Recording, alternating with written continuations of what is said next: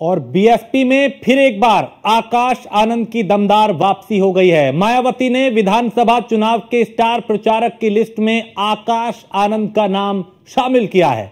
सवाल बड़ा यह कि क्या मायावती को देर से ही सही समझ आ गया कि बिना पार्टी में युवा नेतृत्व को आगे ये कामयाब होना मुश्किल है। ये तो वही बात हुई कि सब कुछ गवा के समझ आया तो क्या आया। खैर, बीएसपी में दोबारा आकाश आनंद की बड़ी भूमिका के मायने क्या है, ये आपको इस रिपोर्ट के जरिए बताते हैं।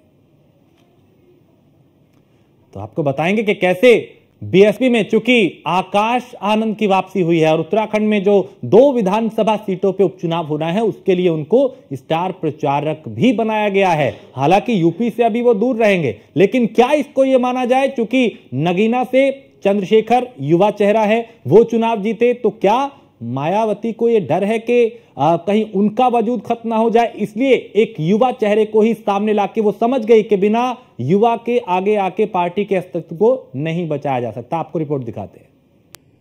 सब कुछ लुटा बैठे तो समझ आया मेरा किनारा ही मेरा दुश्मन था, वरना मौजों के थपेड़े ही बहुत थे मुझे पार उतारने के लिए। ये बात मायावती पर बिल्कुल सटीक बैठती है। चुनाव दर चुनाव हार और फिर इस स्थिति में आ जाना कि विधानसभा में एक विधायक, विधान परिषद में शून्य, संसद में शून्य होने के बाद समझ में आए कि असल में माजरा क्या है। वो शुक्र है कि 2019 में समाजवादी पार्टी से गठबंधन कर लिया था, वरना स्कोर वहां भी शून्य ही होना था। खैर, ये बात गुजरे जमाने की हो चुकी है।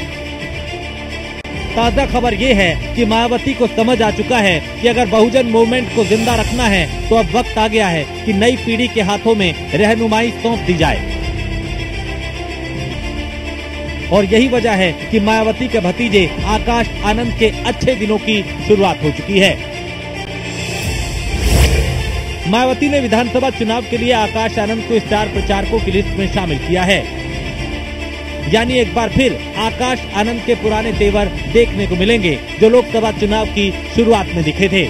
इससे यह भी साफ हो गया कि मायावती को अब आकाश के तेवरों से ऐतराज नहीं है।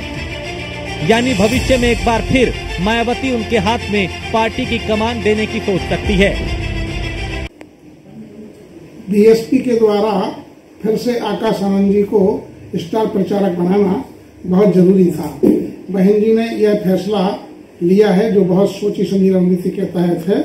बीएसपी यदि अपने इस फैसले पर कायम आगे भी रहती है तो जो युवा वोटर है वो सब वापस हो जाएगा और उसको उपचुनाव में खासा लाभ मिलेगा। बीएसपी को जो रिपोर्ट मिली होगी बहन जी को, उसमें बताया गया होगा कि आकाश आनंद की लोकप्रियता जिस तरह से युवकों में बढ़ रही थी, उसका बीच में से उनको हटाना बहुत महंगा पड़ा है। और इस समय चंद्रशेखर आजाद भी उभर करके सामने आ रहे हैं और यहाँ राहुल और अखिलेश जी की जोड़ी भी, जो कि युवा जोड़ी कही जाती है, ऐसे में आकाश आनंद जी का युवा नेतृत्व ही दलितों के युवाओं को आकर्षित करेगा और यह बीएसपी को अपने पुराने वोट बैंक पर वापस लाएगा। यह जरूरी है और मैं पूरी शिद्दत के साथ कह सकता हूं कि आकाश आनंद जी इस बीएसपी पार्टी को उबारने में पूरी तरह से सक्षम हैं। उनकी वाणी में ओज है, उन्हें गहरी समझ है, पढ़े लिखे हैं, नौजवान हैं और वो जनता के साथ सीधा अटैचमेंट रखते हैं। उनकी वापसी से निश्चय ही बीएसपी उपचुनाव में अच्छा प्रदर्शन करने वाली है। असल में मायावती के लिए सबसे बड़ी चुनौती के रूप में उभरे हैं चंद्रशेखर आजाद, जिनके तेवर और उनके स्वैग से उनकी फैन फॉलोइंग भी जबरदस्त बढ़ी है।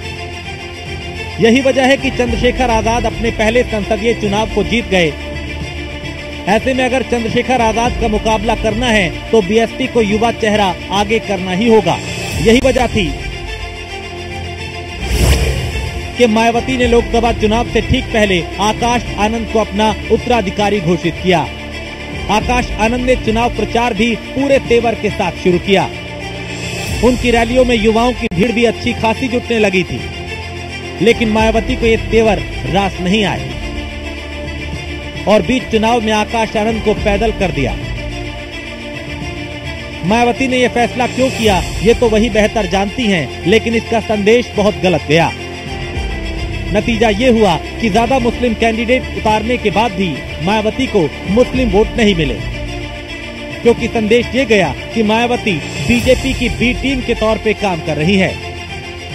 बहरहाल देर से ही सही, मायावती ने एक बार फिर आकाश आनंद के रूप में एक युवा चेहरा प्रमोट किया है। और यकीन मानिए, मायावती ने अगर आकाश आनंद को फ्री हैंड दे दिया तो बहुजन मूवमेंट को संजीवनी मिलना तय है। Bureau report, news 1 India.